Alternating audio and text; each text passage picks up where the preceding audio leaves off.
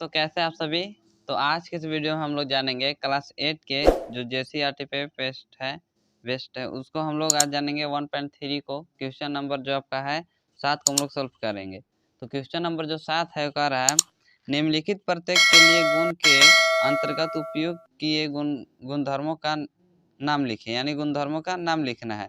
तो इससे पहले आप समझ लीजिए इसको, जहाँ हम लिख लिए हैं यहाँ पे, जैसे कि यहाँ पे लिखा हुआ है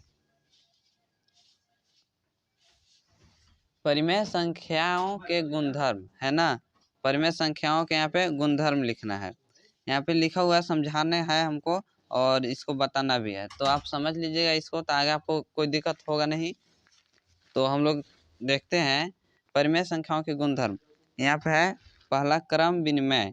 ठीक है, क्रम विनिमय का मतलब होता है कि उसको जैसे कि a प्लस बी और उसी को अगर b प्लस ए कर दें तो मतलब अंक को बदल देना, स्थान बदल देना, वो जो है आपका क्रम विनिमय है। तो यहाँ पे लिखा हुआ है, हम समझा दे रहे हैं, संख्याओं का स्थान बदलकर गणित हल करना, यानी कि संख्या जैसे कि योग के क्रम विनिमय। तो यहाँ योग अगर हम क्रम विनिमय लिखते हैं तो जैसे कि यहाँ देखिए, यहाँ पे लिखते हैं हम लोग 3 जोड़ 5 बराबर 8 प्राप्त होता है। ठीक है, योग के क्रम विनिमय 3 जोड़ 5 किए तो यहाँ पे 8 हुआ। अब फिर स्थान अगर बदलते हैं इसका तो हमें 8 ही प्राप्त होगा। तो अगर हम लोग स्थान बदलते हैं जैसे कि 5 है प्लस 3 है बराबर इसको कर दें और जोड़ते हैं तो 8 प्राप्त हुआ।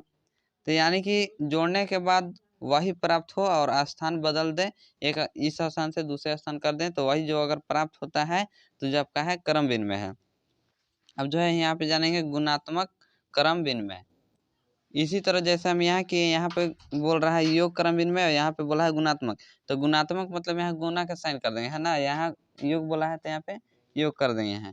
तो यहाँ पे बोल रहा है गुणात्मक क्रम विनिमय। तो यहाँ पे अगर हम लोग लेते हैं जैसे कि ले लिए हम लोग 4 गुने 3, तो अगर इसको हम लोग करते हैं गुना तो जो प्राप्त होता है 4 तिहाई आपका 12, 4 तिहाई 12 हुआ। अगर इसको हम स्थान बदल देते हैं 3 गुने 4 कर देते हैं तो 3 चौके 12, है ना। मतलब क्रम विनिमय का मतलब है स्थान को बदल देना। और जो आपका यहाँ पे दिया हुआ है योग के क्रम विनिमय और गुणात्मक क्रम विनिमय, तो यहाँ पे हो गया है क्रम विनिमय। और यहाँ पे याद रखिएगा जो है आपका व्याकलन और जो है घटाव और भाग, ये जो नियम है इसमें नहीं होता है। और आगे हम लोग समझेंगे आप साहचर्यता, है ना। साहचर्यता क्या है अब इसको देखेंगे। संख्याओं के किसी क्रम में समूह बनाकर गणित हल करना, यानी कि किसी भी संख्या को अगर हम लोग समूह में बनाकर हल करते हैं तो जब आपका हो जाएगा साहचर्यता, यानी कि योग की साहचर्यता। तो योग की साहचर्यता का हम लोग करते हैं, देखते हैं। तो अगर यहाँ पे देखा जाए जैसे कि हम यहाँ पे जोड़ते हैं जैसे कि 5 जोड़ 3 जोड़ 7, अगर इसको हम लोग करते हैं जोड़ते हैं तो आपका जो हो जाएगा 5 3 8। ठीक है, 8 और 7 को जोड़ देंगे तो अगर इसको हम ऐड करते हैं तो यहाँ जो आपका होगा 15 प्राप्त होगा, है ना। अब इसको हम समूह में करके देखते हैं तो जैसे कि देखिए 5 प्लस 3 प्लस 7, जैसे कि इसको हम बंद कर लिए, इसको समूह में कर लिए। अब इसको हम लोग जोड़ते हैं तो 5 हो गया और 7 3 10, 10 5 हो गया आपका 15। तो यही जो आपका समूह में करके बनाना है। और आगे हम लोग देखते हैं यहाँ पे समूह में इसी तरह बनाना है। और एक और जो आपका यहाँ पे करते हैं इसी को जैसे कि 5 प्लस 3 प्लस 7 है, इसको हम लोग समूह बंद कर लिए। तो 5 3 8 हो गया और 8 और 7 जो हो गया आपका 15 हो गया। सॉरी यहाँ पे 10 लिखा गया, यहाँ पे 15 होगा आपका। ये आपका 15 है ना। यहाँ पे आपका 15 है, इसको 15 मान लीजिएगा।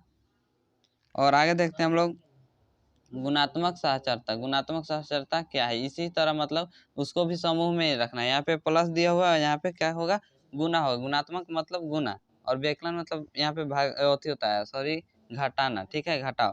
तो जो आपका व्याकलन के अंतर्गत ये जो साहचर्यता नहीं होता है, तो यहाँ पे हम लोग जानेंगे गुणात्मक, यानी गुना की साहचर्यता, गुणात्मक साहचर्यता।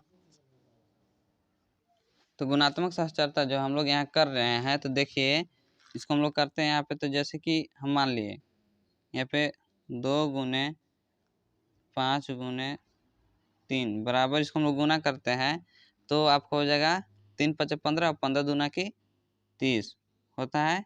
और इसको हम लोग समूह में करते हैं तो जैसे कि 2 गुने 5 गुने 3, ठीक है। इसको हम लोग समूह में बंद कर लिए। कोई भी आप एक समूह बना लीजिए, उसको समूह में बंद कर देना है। हम लोग गुना करते हैं तो 3 पचे 15 और 15 से गुना 2 में करेंगे तो 30 होगा, क्योंकि 15 दूना 30 होता है, ठीक है। और एक और आपको बता दे रहे हैं, किधर से भी आप समूह बना सकते हैं, जैसे कि यहाँ पे लिख दिया और 2 गुने 5 गुने 3, इसको हम समूह बना लिए। तो समूह बना लिए तो 2 पचे 10 हो गया, 5 ये 2 पचे 10 और 10 से गुना 3 में करेंगे तो 10 तिया 30। तो यानी कहने का मतलब है गुणात्मक सहचरता का मतलब समूह में उसको बंद कर लेना है और उसको फिर हल कर देना है। तो ये जो आपका हो जाएगा सहचरता का नियम हो जाएगा। गुणात्मक सहचरता ही हो गया, ये हो गया योग सहचरता। योग में आपको प्लस का साइन करना है, गुणात्मक में आपका गुना का साइन होगा। और हम लोग आगे देखते हैं जो आपका तत्समक गुण जो है, यहाँ पे तत्समक गुण को अब हम लोग जानेंगे। तो तत्समक गुण क्या है, हम लोग यहाँ पे जानेंगे तत्समक गुण क्या है। तो योग तत्समक क्या है तो जानेंगे। किसी पूर्ण संख्या में शून्य जोड़ा जाता है तो फिर से वही पूर्ण संख्या होता है, यानी पूर्ण से वही संख्या प्राप्त होता है। यानी किसी भी संख्या में अगर हम लोग शून्य यानी कि 0 जोड़ते हैं तो वही संख्या अगर जो प्राप्त हो जाता है तो जो आपका हो जाएगा योग तत्समक। जैसे कि हम यहाँ उदाहरण के तौर पे आपको बता दे रहे हैं, जैसे कि हम मान लिए 3 जोड़ 0, अगर इसको हम ऐड करते हैं तो जो हमें प्राप्त होगा वो 3 ही होगा यहाँ पे, क्योंकि 0 का भी कुछ वैल्यू है नहीं, तो यहाँ आपका 3 होगा। और आप एक और 2 उदाहरण समझ लीजिए, जैसे कि यहाँ पे मान लिए 4 जोड़ 0, तो इसको 0 और 4 को जोड़ेंगे तो क्या हमें 40 प्राप्त हो जाएगा, नहीं 0 के यहाँ पे कुछ वैल्यू नहीं है, तो इसको जोड़ेंगे तो 4 प्राप्त होगा। आप समझ गए होंगे। अब हम चलते हैं गुणात्मक तत्समक। गुणात्मक तत्समक का क्या है तो देखते हैं हम लोग। जब किसी पूर्ण संख्या या पूर्णांक को 1 से गुना करते हैं तो हमें वही पूर्ण संख्या प्राप्त होता है। अतः हम कह सकते हैं कि एक पूर्ण संख्याओं के लिए गुणात्मक तत्समक है। यानी कहने का मतलब है जो आपका यहाँ कह रहा है, किसी पूर्ण संख्या या पूर्णांक को 1 से गुना करते हैं, किसी भी संख्या में अगर हम लोग 1 से गुना करते हैं तो हमें वही पूर्ण संख्या प्राप्त होता है। जो अगर किसी भी संख्या को अगर हम लोग 1 से गुना करते हैं तो वही संख्या प्राप्त होता है। तो यही जो आपका है गुणात्मक तत्समक है। तो हम लोग यहाँ उदाहरण पे अभी समझ लेंगे जो आपका गुणात्मक तत्समक। जैसे कि हम यहाँ पे मान लीजिए 5 मान लिए, 5 गुने 1, तो हम लोग 1 से गुना 5 में करेंगे तो क्या 5 आएगा, है ना। मतलब किसी बड़ी संख्या में अगर आप 1 से गुना करते हैं तो वही संख्या होगा जिससे आप गुना कर रहे हैं। अगर 0 से गुना करते हैं किसी बड़ी संख्या में तो उसका आंसर 0 ही आएगा। इसको आप ध्यान में रख लीजिएगा, आप बचपन में ही इसको सीख गए होंगे, लेकिन यहाँ पे दिया हुआ इसलिए हम यहाँ पे बता दे रहे हैं आपको उदाहरण, ताकि आपको आगे कोई दिक्कत ना हो। और आगे हम लोग और एक दो उदाहरण समझ लेते हैं। जैसे कि यहाँ पे हम मान लीजिए दूसरा 7 गुने 1, जिसको हम लोग करते हैं गुना, जो आपका आंसर ये हुआ 7, है ना। तो अब हम लोग आगे चलते हैं, आगे क्या है इसको देख लेते हैं। यहाँ पे दिया हुआ है प्रतिलोम, है ना, योज, यहाँ दिया हुआ है प्रतिलोम या व्युत्क्रम। प्रतिलोम या व्युत्क्रम, इसको कुछ भी आप दोनों में से कोई एक बोल सकते हैं, व्युत्क्रम बोलिए या तो प्रतिलोम भी नहीं। तो इसका गुण हम लोग जानेंगे प्रतिलोम या व्युत्क्रम गुण। तो यहाँ हम लोग जानेंगे अब योज प्रतिलोम, ठीक है। तो योज प्रतिलोम जो है आपका कहता है कि यदि किन्हीं दो पूर्णांकों का योग शून्य प्राप्त होता है तो दोनों पूर्णांक एक दूसरे के योज प्रतिलोम कहलाते हैं। यानी कहने का मतलब है कि किन्हीं संख्या दो पूर्णांक योग शून्य प्राप्त होता है, यानी कि किसी भी दो अगर ऐड किया जाए तो आपका जो प्राप्त अंक होना चाहिए वो शून्य होना चाहिए, ठीक है। तो दोनों पूर्णांक एक दूसरे का योज प्रतिलोम कहलाते हैं। जैसे कि यहाँ पे मान लीजिए प्रतिलोम है, जैसे कि यहाँ 3 दिया हुआ है, ठीक ना, और यहाँ पे अगर प्लस करते हैं तो यहाँ पे हम लोग कर दें, ठीक है, इसको 3 - 3 तो यानी प्लस कर दिए, तो जो आपका यहाँ पे प्राप्त होगा 3 में माइनस करें 3 तो आपका हो जाएगा 0, ठीक है। अगर एक और उदाहरण समझते हैं, जैसे कि यहाँ पे दिया हुआ है -6 और यहाँ पे दिया हुआ है +6। ठीक, मतलब प्रतिलोम या व्युत्क्रम का मतलब होता है कि प्लस का माइनस, माइनस का प्लस। जैसे कि 3 का जो अगर व्युत्क्रम अगर कहा जाए तो आपका हो जाएगा -3, और अगर बोला जाए -6 का व्युत्क्रम या प्रतिलोम तो हो जाएगा आपका प्लस, यानी कि धनात्मक वाला 6। तो अगर इसको हम लोग प्लस माइनस करेंगे तो अगर ये प्लस माइनस माइनस होता है, तो इसको अगर हम करते हैं सॉल्व तो 0 होगा। तो योज प्रतिलोम में आपका जो यही है, प्रतिलोम या व्युत्क्रम आप जो भी बोले, दोनों में से कोई भी आप बोल सकते हैं, लिख सकते हैं। तो इसका मतलब होता है यही, मतलब प्लस को माइनस, माइनस को प्लस कर देना। और हम लोग जो यहाँ पे है गुणात्मक प्रतिलोम, तो यहाँ पे हम लोग समझेंगे गुणात्मक प्रतिलोम क्या है। गुणात्मक प्रतिलोम जैसे कि है, यहाँ पे देख रहे हैं, जब दो परिमेय संख्याओं को गुणा करने पर उनका गुणनफल 1 के बराबर होता है, तो प्रत्येक परिमेय संख्या दूसरे परिमेय संख्याओं का गुणात्मक प्रतिलोम या व्युत्क्रम है। यानी कहने का मतलब है कि अगर हम लोग किसी भी दो परिमेय संख्याओं को गुणा करते हैं, तो जो अगर गुणा करने पे जो आपका आता है गुणनफल 1 अगर आ जाए, तो जो आपका है गुणात्मक प्रतिलोम है। तो अगर हम लोग चलते हैं उदाहरण के तौर पे, हम लोग उदाहरण यहाँ पे लेते हैं, जैसे कि गुणात्मक प्रतिलोम का, यहाँ पे आप लिख सकते हैं गुणात्मक प्रतिलोम या जो है आपका गुणात्मक व्युत्क्रम भी यहाँ पे लिख सकते हैं, इससे कोई दिक्कत नहीं है, दोनों का मतलब वही होता है। तो जैसे कि हम यहाँ पे मान लिए उदाहरण में, जैसे कि 4 मान लिए, और इसको हम लोग क्या करेंगे कि हमें 1 प्राप्त हो जाते हैं। यहाँ पे लिखते हैं हम लोग आगे प्रोसेस जो है आपका 1/4, इसको भी उसी तरह कर देना है। मतलब अंक को अगर कुछ नहीं दिया हुआ था उसको तो हम लोग 1 मान सकते हैं ऊपर में, ठीक है ना। तो अगर हम लोग इसको काटते हैं, जैसे कि 4 से 4 काट दिए, तो आपको जो प्राप्त होगा 1 प्राप्त होगा, है ना। ठीक है, इसको काट दिए तो आपका 1 प्राप्त हो गया। तो जिसको अगर कहा जाए 4 के गुणात्मक प्रतिलोम, तो 1/4 हो जाएगा। और इसको चेक करने का मतलब काटने के बाद आपका 1 आ जाना चाहिए, तो आपका आंसर लगभग सही हो जाएगा। और हम लोग दूसरे उदाहरण के तौर पर अगर हम लोग लेते हैं, जैसे कि यहाँ पे दिया हुआ है दूसरा उदाहरण, जैसे कि हम अपना से कर दे रहे हैं यहाँ पे, जैसे कि हम लोग मान लीजिए इसको 7/3, और इसका हम लोग के गुणात्मक प्रतिलोम करना है, लिखना है। तो यहाँ पे हो जाएगा आपका, इसी को हम लोग पलट देंगे 3/7। तो अगर इसका अगर कहा है क्वेश्चन कि 7/3 का गुणात्मक प्रतिलोम क्या होगा, तो आपका 3/7। अब कैसे, इसको काटने के बाद 1 आना चाहिए।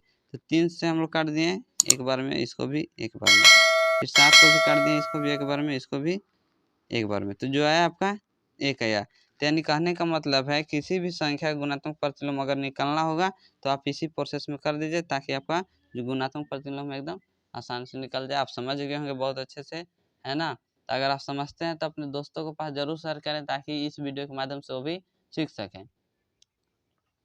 और हम लोग जो है अब यहाँ पे चलेंगे शून्य का गुणात्मक गुण। शून्य का गुणात्मक गुण क्या है, तो किसी भी परिमेय संख्याओं को शून्य से प्राप्त होता है, यानी किसी भी परिमेय संख्या को शून्य प्राप्त होता है। किसी भी शून्य से मतलब गुना अगर किया जाए कोई भी संख्या में, तो आपको शून्य प्राप्त होना चाहिए। जैसे कि यहाँ पे मान लीजिए 2 गुने 0 करते हैं, तो आपका जो प्राप्त होगा यहाँ पे 0 होगा। यानी किसी भी संख्या को अगर शून्य से प्राप्त करते हैं तो आपका आंसर जो आएगा 0 आएगा। तो वही जो है आपका शून्य का गुणात्मक गुण्य है। और मान लीजिए हम यहाँ पे 1000 मान लिए, गुणे अगर इसको हम लोग 0 से करते हैं तो यहाँ पे 0, यानी किसी भी बड़ी संख्या में आप 0 से अगर गुना करते हैं तो आपको 0 प्राप्त होता है, और 1 से गुना करते हैं तो जो संख्या है वही संख्या प्राप्त होगा। तो इसी तरह हम लोग यहाँ पे समझ गए हैं इस गुण को, और इस गुण के माध्यम से जो है आपका यहाँ हम लोग जो क्वेश्चन है इसको हम लोग सोल्व करेंगे। तो क्वेश्चन नंबर जो 7 है उसको हम लोग अब सॉल्व करते हैं।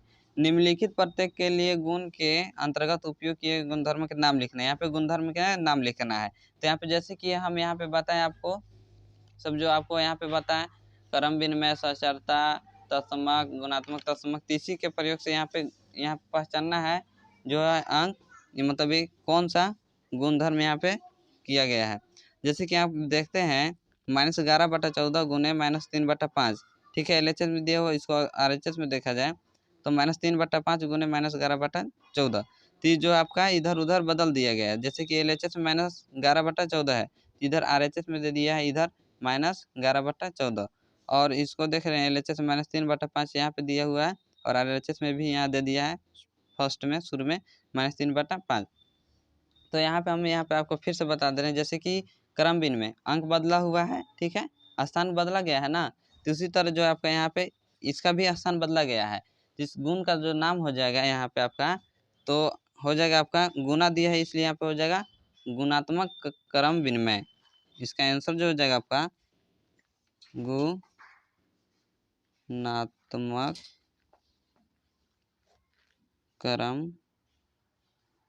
क्रम विनिमय में, ये जो हो गया आपका आंसर हो गया।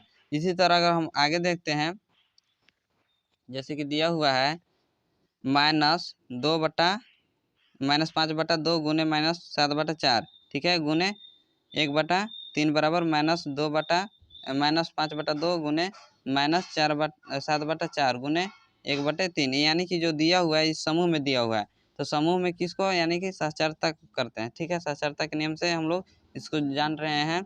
जैसे कि माइनस जो है आपका 5/2 LHS में इधर है, और RHS में जो है आपका इधर आ गया है, तो यानी जो आप यहाँ भी देख रहे हैं इस समूह में बंद किया हुआ है, तो आप ऐसे भी कह सकते हैं कि साक्षरता है, तो यानी गुना दिया हुआ है, तो यहाँ आपको हो जाएगा गुणात्मक, आंसर जो हो जाएगा आपका गुणात्मक साक्षरता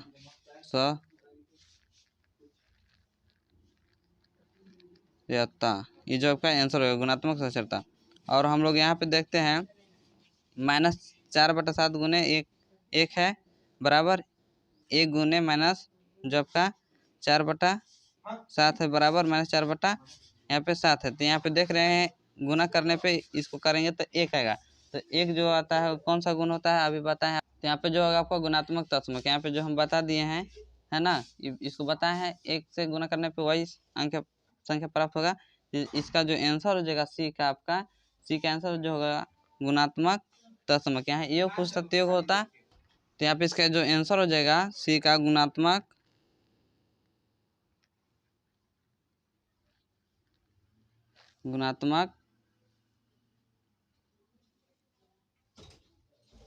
तत्समक, ये जो हो गया आपका आंसर हो गया।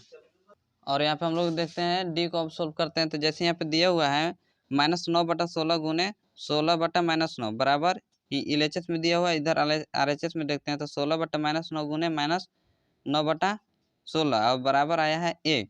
तो यहाँ आप देख रहे हैं आप जो आपका यहाँ पे जो किया गया है प्रतिलोम यानी कि व्युत्क्रम, इसको आप व्युत्क्रम बोल सकते हैं या तो प्रतिलोम। तो अंक देखिए यहाँ पे उलट पलट दिया है, ठीक ना, अंक को ऊपर नीचे कर दिया है, तो अंक जब ऊपर नीचे कर दिया है तो यहाँ पे समझाया है आपको, है ना, अभी समझाया है, जैसे कि यहाँ पे देखिए इसको आपको यहाँ पे समझाया है, जैसे कि योग पूछता तो योग व्युत्क्रम लिखते हैं, गुणात्मक पूछा है यहाँ पे क्योंकि गुना है, तो यहाँ पे लिखेंगे जो आपका गुणात्मक प्रतिलोम, है ना, यहाँ पे किया हुआ है इसी तरह। तो यहाँ जो आपका आंसर हो जाएगा डी का गुणात्मक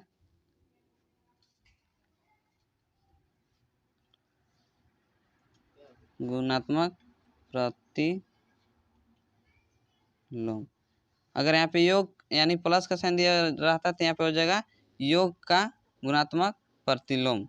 और यहाँ पे जो आपका दिया हुआ है ई नंबर, ई को हम लोग सोल्व कर, तो ई को अगर हम जैसे कि यहाँ पे बताएं, जैसे कि समूह में बंद किया गया है, जैसे कि देख रहे हैं आप, तो जो आपका हो जाएगा ई का आंसर गुणा जो इसका आंसर हो जाएगा गुणात्मक साक्षरता, यहाँ पे बोल सकते हैं या तो फिर इसको साक्षरता भी लिख सकते हैं। तो यहाँ पे जो आंसर हम यता हो जाएगा, ये जो हो गया आपका आंसर हो गया। और यहाँ पे जैसे कि जन देख रहे हैं शून्य से गुना करने पे शून्य प्राप्त होता है, जैसे कि हम यहाँ पे आपको बताए थे, तो जो आपका गुण हो जाएगा शून्य का गुणात्मक गुण, ठीक है, इसका जो आंसर हो जाएगा शून्य का गुणात्मक गुण। इसी तरह हम लोग जो क्वेश्चन है 7 को सॉल्व कर दिए हैं, आप देख लीजिए, और अगर वीडियो अच्छा लगता है तो आप अपने दोस्त के पास शेयर करें, ताकि आप दोस्त भी क्वेश्चन को सॉल्व कर सके, तो आप एक दूसरे की मदद लेकर आप पढ़ने में भी अच्छा लगता है। तो इसी तरह हम लोग अब मिलते हैं नेक्स्ट वीडियो में। तो ठीक है फिर।